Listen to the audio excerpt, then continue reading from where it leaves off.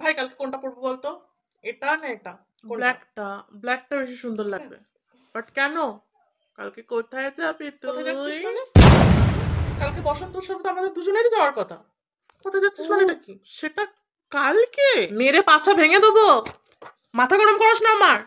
তাহলে 1 মাস ধরে আমি কিসের প্ল্যান করছিলাম? তোর সাথে আমি প্রেম করতে যাওয়ার জন্য প্ল্যান করছিলাম। এত খেপছিস কেন? আমার কথাটা একটু শোন। কি শুনবো তোর কথা? বল বল, কি শোনাবি বল। কালকে পটল আমাকে নিয়ে একটু বেরোবে বলেছে।